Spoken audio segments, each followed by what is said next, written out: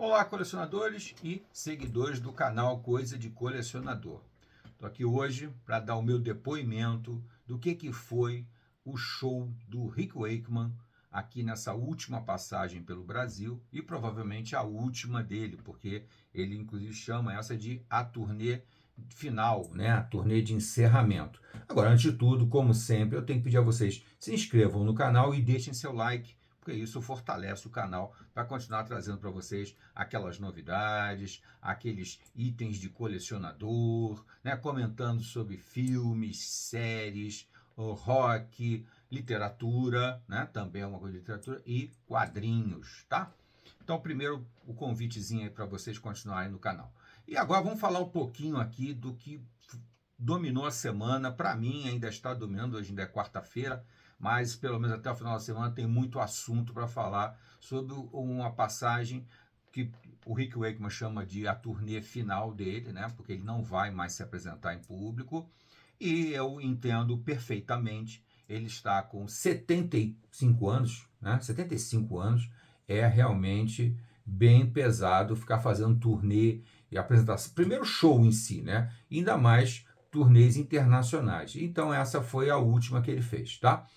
E eu estive presente no último show aqui do Brasil, o show de Curitiba, no dia 15, e fiquei extremamente satisfeito. De cara, vou dizer isso para vocês, fiquei extremamente satisfeito. Eu já estava, lógico, que quem acompanha o mestre Rick Wakeman sabe muito bem que ele já não faz há bastante tempo aqueles shows grandiosos que ele fez lá nos anos 70, quando ele tinha muita saúde para isso, né?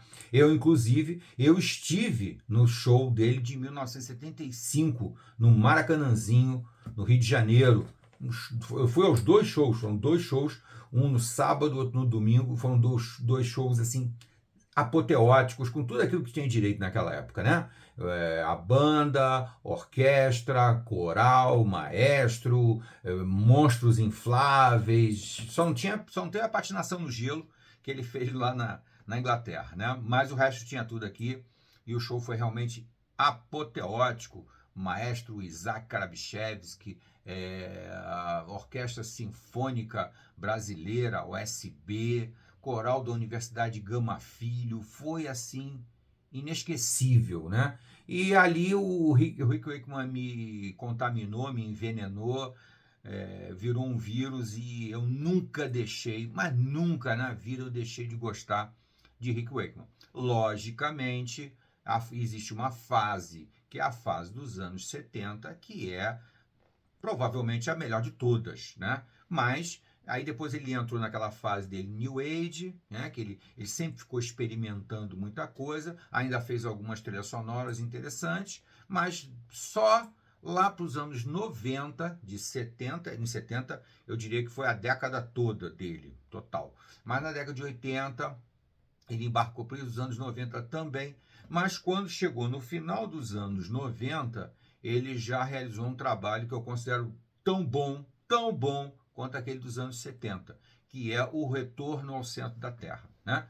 E nos anos 70 ele fez As Seis Esposas de Henrique VIII, o Viagem ao Centro da Terra, o Rei Arthur e os Cavaleiros da Távola Redonda, o No Earthly Connection e o Criminal Record, que para mim são assim, a essência do Rick Wakeman são esses álbuns aí. Lógico que existem algumas menções honrosas em algumas outras coisas, tal, mas muito pequenas. Para mim, esses álbuns aí resumem a década de 70 e muito da década de 70 também do rock erudito, tá, gente? O rock erudito tem toda a representação dele no Rick Wakeman, né?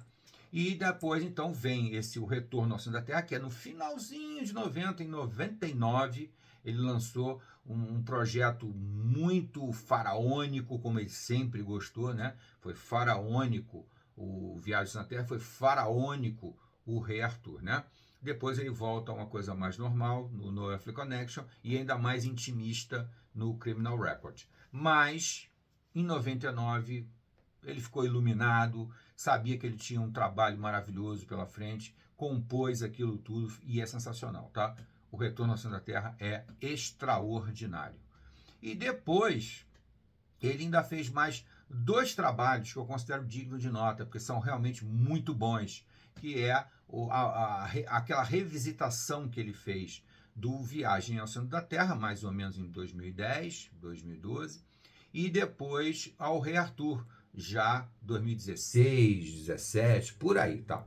As edições que eu tenho, se eu não me engano, do Viagem ao Centro da Terra 2010, japonesa, e a do Rei Arthur é 2020. Então são mais 2 álbuns em que ele foi lá, pegou o material que ele tinha, releu o Viagem na Terra e estendeu a obra. Então, além das músicas, as 4 músicas de Viagem na Terra, ele acrescentou muita, chegou, se não me engano, a 20 músicas. São 20 músicas, um pouco mais curtinhas, mais umas 20 músicas. A mesma coisa ele fez com o Rei Arthur, já quase 2020, ele fez essa revisitação e acrescentou, releu e acrescentou vários personagens que eram realmente muito importantes para o mito do Rei Arthur e dos Cavaleiros da Távola Redonda. Então, são 2 obras sensacionais. Bom, resumindo, o resumo da ópera, ele veio aqui agora numa turnê final, que não resta dúvida que o Rick Wakeman, como quase todos os músicos, quase todas as bandas dos anos 70, tiveram altos e baixos assim financeiros muito gigantescos. De criatividade também, mas os financeiros é que foram muito ruins mesmo. Ganhava-se muito dinheiro num período e depois se gastava demais, se gastava mal, se fazia um monte de bobagem e a coisa andava para trás, né?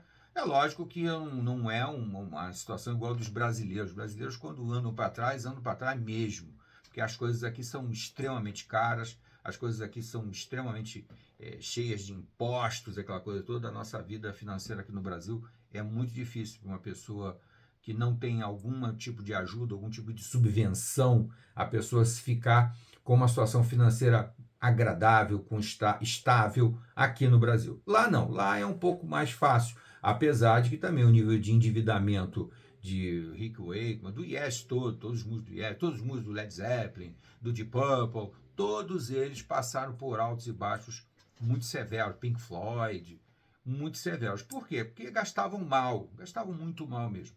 Havia uma gastança meio desenfreada, meio inadequada, né?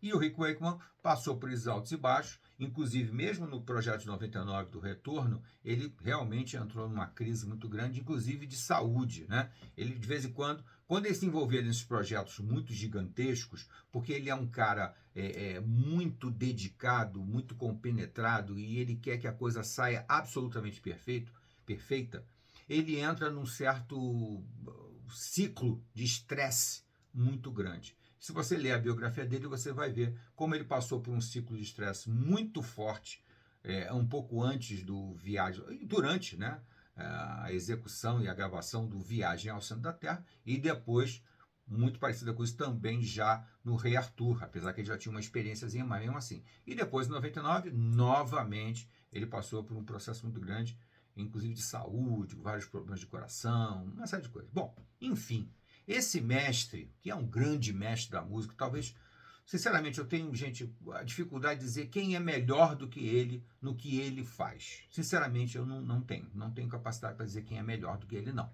Tá? Algumas pessoas vão apontar, alguns tecladistas, o caso que o emblemático é o Keith Emerson, né, do Emerson Lake Palmer, que eu gosto bastante, eu tenho uma boa coleção de Emerson Lake Palmer, respeito o trabalho do Keith Emerson, acho que o Keith Emerson, principalmente como tecladista, ele realmente estava ali junto com o Rick Wakeman, tanto é que nas premiações, né, eles sempre estavam ali meio empatadinhos, quando um estava em primeiro, outro estava em segundo e tal, né?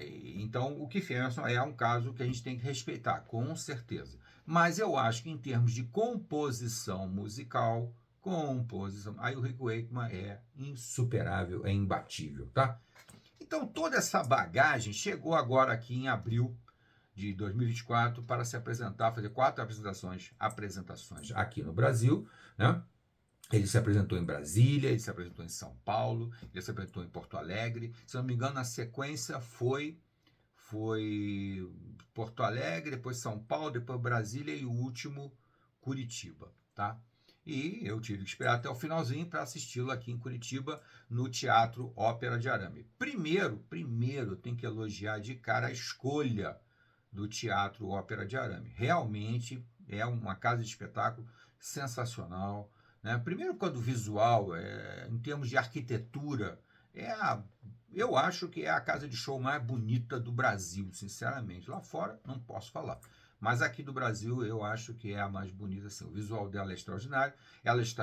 O teatro está extremamente bem conservado, como quase tudo aqui em Curitiba, muito bem tratado, está muito legal. Então, a primeira coisa que eu tenho que elogiar é a escolha do Ópera de Arame. Até porque também o Ópera de Arame tem uma acústica muito boa, muito legal mesmo, fundamental para quem vai tocar boa música, a música erudita, o rock erudito, que ainda deu um passo acima da música erudita, né? Para mim, o Rick Wakeman, sinceramente, ele está no mesmo patamar de Beethoven, de Bach, de Chopin, de Mussorgsky, de Stravinsky, quem você quiser, não tem como, tá? Então, para esse tipo de música, nada mais adequado. Outro aspecto legal é que é um local relativamente pequeno, cabe 1.000 e poucas pessoas, e com acomodações muito legais, que você pode saborear a música sem ter que se preocupar com a posição que você fica, você tem que ficar espichando a cabeça ou baixando. Não, é um anfiteatro da melhor, o stadium, né, como o pessoal gosta de chamar, né, stadium, porque é aquela coisa adequada, escadinha, poltronas confortáveis. Então, sabe, gente, você parecia estar na sala de casa assistindo um amigo, né? Porque ele se comporta como um amigo e um amigo tocando piano, né? Realmente foi por aí mesmo. Como eu já sabia também, como eu falei antes, ele não vinha com aquela estrutura toda que ele tocou. Vamos fazer um detalhe aqui, tá, gente? Em 2023, ele fez uma apresentação, fez uma sériezinha de apresentações sensacionais em Londres, no Palladium, no Paládio de Londres, em 2023. Aí sim, com tudo que tinha direito. Coral, orquestra, banda, e deu um espetáculo extraordinário, tá? Com 74 anos. Sensacional, realmente. Quem tiver a oportunidade de ver, ou principalmente de ouvir, porque já saiu no início desse ano, saiu o CD, né? Um CD não, os CDs, porque isso é um conjunto, se não me engano, com 3 CDs, com muito material, com muita coisa legal. Né? É uma edição de colecionador, né? Assim que eu receber a minha, eu vou mostrar aqui para vocês. Então, realmente, valeu demais. Agora, aqui não. Aqui era aquela turnê que ele já fez várias vezes e que voltou a fazer agora nessa turnê final, né? E era ele, basicamente, ele e o piano. Até que foi um pouquinho mais, porque ele trouxe 2 teclados. Ele trouxe 2 Korgs lá, né? Eu não sei nem classificar exatamente o que são aqueles dois. Um me parece um piano elétrico e outro um sintetizador, né, que resume tudo. Acho que cada dia mais aqueles 12, 14 teclados que ele tocava lá nos anos 70 não são mais necessários, porque você pode sintetizar tudo num aparelho só, né? Imagina, né?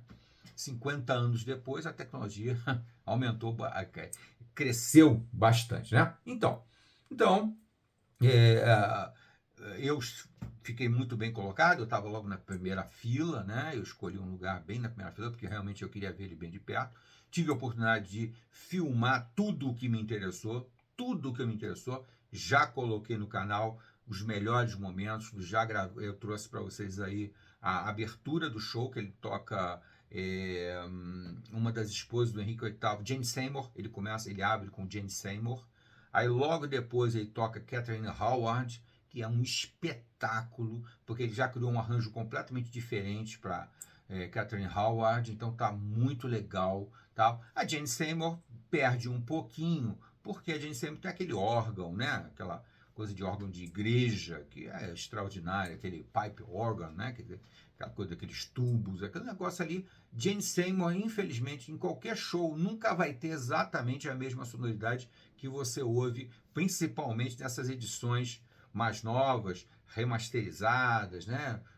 High quality, aquela coisa toda que são sensacionais, tá? Tem gravação, inclusive, já das 6 esposas em DVD de áudio, que é um negócio, assim, sensacional. Então, Jane Seymour ficou bacana, ficou legal, foi uma abertura muito bacana, muito empolgante, quando ele entra em cena, e depois ele tocou Catherine Howard. Aí, que foi apoteótico, vocês podem ver o vídeo aí, é lógico que a sensação não é a mesma, porque lá tinha uma vibração dos acordes muito forte, tá?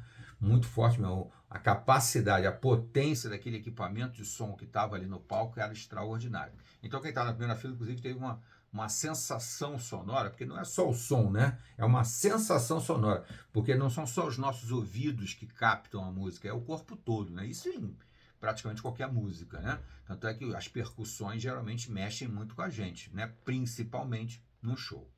Então ele fez essas duas músicas. Novamente eu vou elogiar a Catherine Howard, que estava realmente sensacional. Fez aquelas brincadeirinhas dele que a gente já esperava, já sabia. Quem assiste os vídeos dele no YouTube sabe que ele gosta de fazer um humorzinho lá, então ele brincou, né, que nessa hora ele brincou que o Henrique VIII teve 6 esposas. 6. Ele já estava com 4, né? Então a gente continua aquele mesmo bom humor, aquela simpatia extraordinária. Agora, tá muito velhinho, né, gente? 75 anos. Eu sei que as pessoas hoje em dia estão chegando aos 90 com uma certa facilidade, mas aos 75 e com uma vida muito intensa como a dele, muito vivida, 4 filhos, 4 esposas, não sei mais o que. Então, é muita coisa em cima de um cara. Então ele já demonstra que está cansado, que realmente está na hora dele pelo menos parar com essa maratona de shows, né?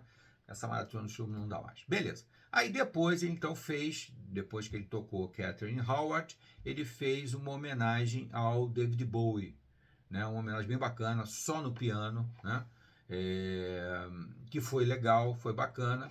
Mas a gente estava ali, eu estava ali para ouvi-lo tocar Rick Wakeman. Então, esse momento para mim foi um pouquinho mais fraco. Mas ele executando no piano a música mais famosa do David Bowie, infelizmente o nome da música agora vai me faltar aqui, a mais famosa do David Bowie. Eu não sou fã de David Bowie, né? Mas foi bem legal, foi como sempre muito bem executada por ele, com uns arranjos interessantes no piano. E depois, então, ele tocou. Aí foi talvez o melhor momento do show, que é quando ele fez um trecho, né?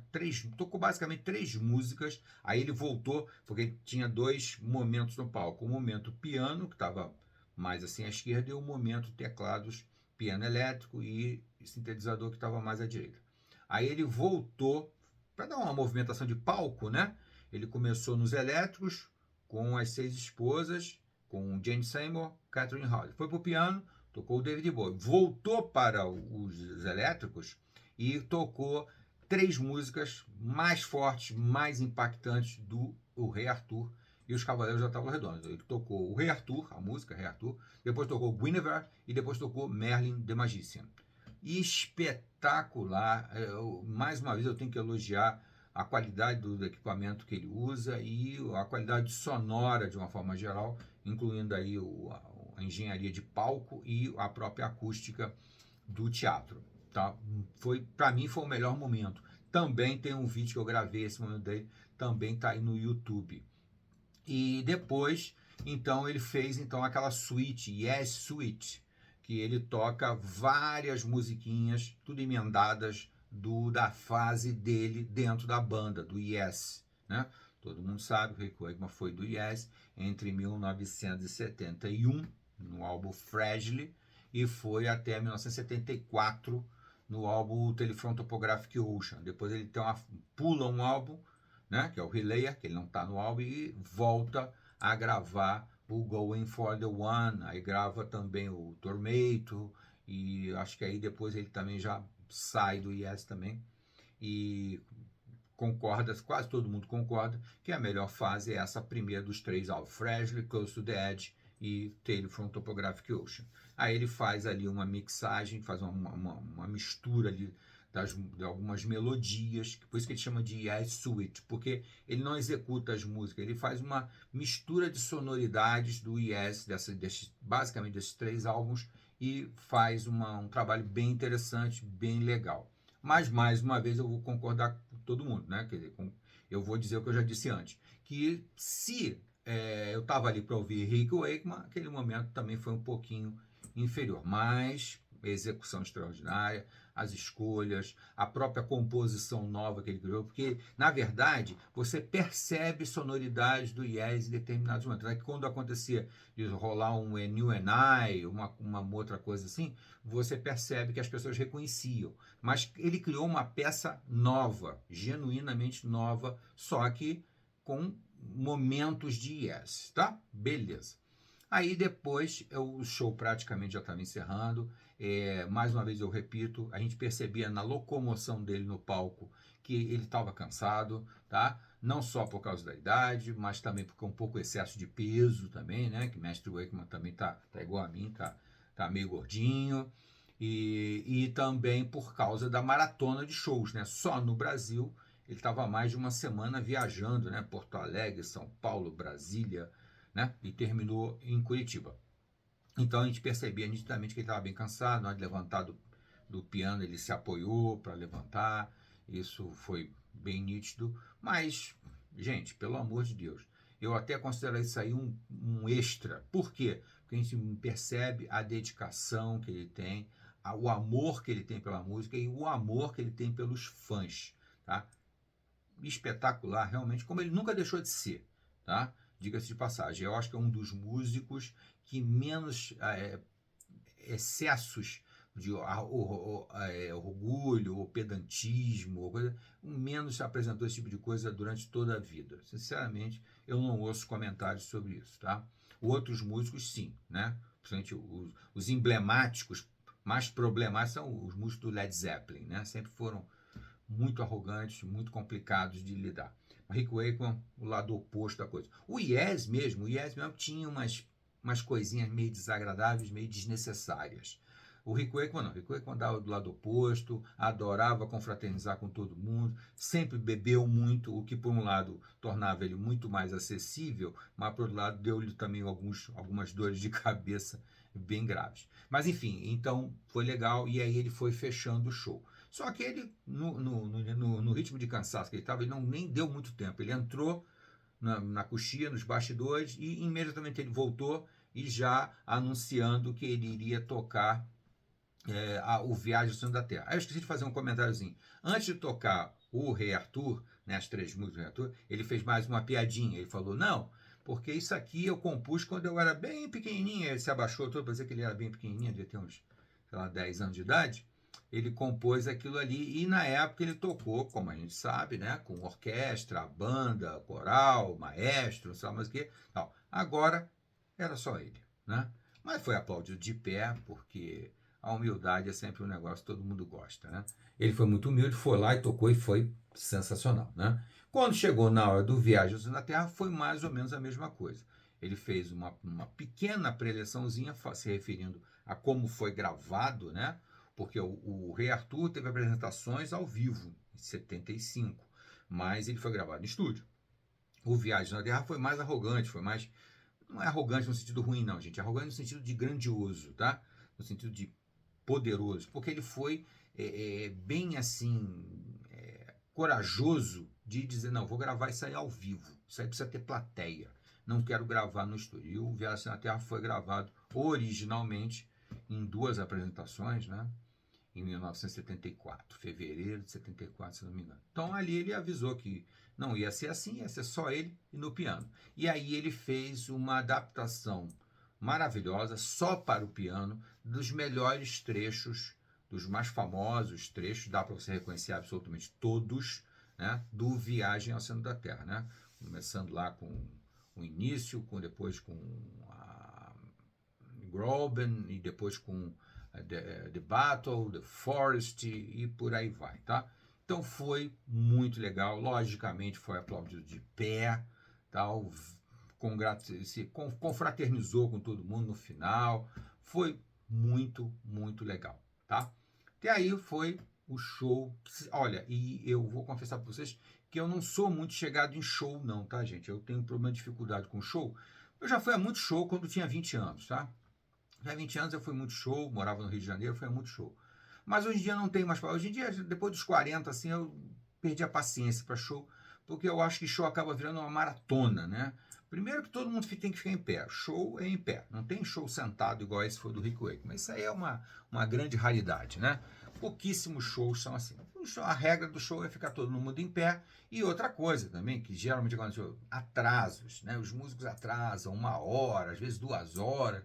É muito chato isso. É outra coisa que eu tenho que elogiar no Rick Wakeman. Ele entrou britanicamente às 9 horas da noite. O show estava marcado para as 9, às 9 ele estava lá no palco e tal. E normalmente os shows são assim. Então, quando eu escolho hoje em dia ver um show, eu procuro um show assim mais intimista. É lógico que se você for querer assistir um show nesse conforto de estar sentadinho numa poltrona e tal, primeiro você tem que escolher um show que não seja um show meio dançante, né? Porque quem gosta de música dançante, essas músicas aí de, né, populescas que tem aí tudo bem, você tem que ir para um lugar mesmo. Se você gosta de uma música que tenha mais para você curtir, para você ouvir, para você viajar na música, sentadinha é muito mais legal, né? Muito mais negócio. Então você aí tem que pagar muito caro. É muito caro mesmo, os ingressos são caros, mas é uma escolha, né? Se você quiser pagar mais barato, também tem ingresso mais barato, né? Ainda mais em atração internacional. Já é mais caro naturalmente, né? Tem todo o deslocamento do músico lá de onde ele mora, e instrumentos, e uma série de coisas, toda uma equipe, né? Porque não vem só ele, vem uma equipe com ele, engenheiros de som, e todo um staff, né? Para ajudar. Então, fica um pouco mais caro. Isso aí não é dúvida nenhuma. Mas eu acho que isso para mim é fundamental. Então, da mesma maneira que eu costumo falar que para colecionador ele tem que ter muito critério, você não pode sair colecionando tudo, porque senão você não vai ter, pelo menos não vai ter dinheiro para comprar tudo. E segundo, não vai ter espaço, né? Apesar que aí, no caso, é mais memória, não chega a ser espaço, né? Mas você vai ter dificuldade. Da mesma forma, o mesmo critério, o mesmo recorte, eu costumo dizer, que eu, por exemplo, só coleciono 15 bandas, mais ou menos. São 15 bandas de rock, pouquíssimas. 15 bandas de rock, eu tenho uma coleçãozinha. E dentro dessas 15 bandas, eu só tenho alguns álbuns, que são os álbuns que eu gosto mais. Eu não tenho tudo. Eu acho que a única banda que eu tenho tudo é o Led Zeppelin. Mas porque eu comprei aquele conjuntinho que vem num box bacana, tal, sei o que, mini LP, tal, mini LP CD, tal. Então o Led Zeppelin eu tenho, mas a maior parte eu não tenho, tá? Imagina ter tudo que o Rick Wakeman, até porque eu não gosto, né? O Rick Wakeman deve ter quase 100 álbuns gravados, é muita coisa mesmo. E desses 100 álbuns eu gosto de, sei lá, 8, 9, não tem mais do que isso. Então, é um recorte que a gente faz também, tá?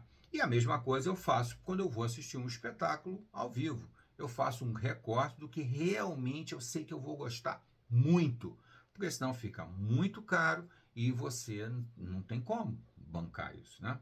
Agora, para finalizar, a experiência do show foi excepcional, tá? Toda o trajeto para lá, para o Teatro Ópera de Arame, voltar para casa, foi tudo bem tranquilo, na paz mesmo. Uma noite que tinha sido um dia chuvoso, mas a noite não choveu, então tudo colaborou. E como um brinde, eu tenho que contar o finalzinho da história. Eu tinha levado para o show essa camisa que eu estou usando aqui, tá? Que eu até pensei dele autografar para mim, mas isso não deu para fazer. Levei uma camisa igual a essa, num tamanho bem grande, um 3x. Eu levei para dar de presente para ele e levei um álbum, né? Para ele autografar para mim, né? E aí, quando chegou no final, ele já tinha saído do palco, começaram a desmontar lá os teclados eletrônicos e tal, e eu fiquei numa expectativa. Eu vi algumas pessoas se acumularem ali perto de onde ele provavelmente sairia, né? E eu fiquei quieto, tal, fiquei ali perto do palco, não sei o que, cheguei lá, voltei e ele não saía, tá? Isso, gente, o que eu estou contando para vocês não foi demorado não, tá? Foi um papo de 20 minutos, meia hora no máximo até o final do que eu estou contando. Então, aí ficou esse vai e vem e tal, e ele, todo mundo dizendo, não, ele não vai vir, ele está muito cansado. Aí eu cheguei a perguntar para um membro da equipe de som, eu perguntei, ele vai vir para falar com a gente? Tá? Aí ele falou, olha, ele está muito cansado, eu acho pouco provável que ele venha. Aliás, equipe também de uma simpatia, de uma educação, ninguém pedante, ninguém arrogante, ninguém metida besta, nada. Muito legal. Aí ele fez isso. Aí eu fiz o movimento, tentei lá novamente, as pessoas repetindo, não, ele lá em Porto Alegre ele não foi, nos outros eu não sei e tal, mas em Porto Alegre ele não veio falar com os fãs. Tudo bem, aí foi esvaziando, acabou que ficaram umas 10, 12 pessoas mais ou menos, e eu voltei pro palco porque ainda tinha gente da equipe. Aí eu pedi ao segurança para falar com um rapaz mais novo, um cara de seus 30 anos mais ou menos assim, uma barbicha e tal, muito simpático também, o segurança chamou, ele veio falar comigo, aí eu novamente falei com ele, uma possibilidade, consegui um autógrafo e tal, não sei o quê. Aí ele falou, eu vou tentar, mas acho difícil. Aí eu falei, então faz uma para mim, dá esse presente para ele. E estendi a camisa, né, tava no saco plástico, tal, estendi para ele, entreguei para ele, ele falou, que bom, você quer, né, deu um sorriso, ficou satisfeito. Aí parece que por causa disso, eles esperam um pouquinho. Aí foi lá dentro, voltou tal, ainda demorando, mas aí esse rapaz começou a fazer esse sinal assim, olhava para mim e fazia assim. Aí eu fui ficando, né? Um monte de gente foi desistindo, foi indo embora, ficaram 10 ou 12 pessoas. E aí daqui a pouco sai uma senhora com 2 LPs dele, que alguém tinha entregue para ela, né? E ela foi entregou para as pessoas, eu ainda falei com ela assim, se havia possibilidade e tal.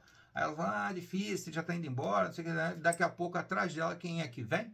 Mestre Rick Wakeman, muito simpático, muito solícito, respondeu a pergunta de todo mundo, tal, ouviu o agradecimento, apertou a minha mão, apertou a mão de todo mundo e me deu esse brinde aqui maravilhoso, que eu levei para ele assinar. Está aqui, autografado pelo mestre.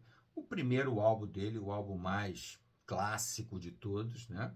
Numa versãozinha mini LP CD, que também é muito mais fácil de carregar para o show e trazer de volta, e também de guardar, tá? E essa edição, quem quer ver, essas edições todas de mini LPCD que eu tenho na coleção, tem vídeo aí no canal. Tá bom, gente? Então fica aqui essa recordação incrível, muito legal, do último show do grande mestre Rick Wakeman. Até a próxima.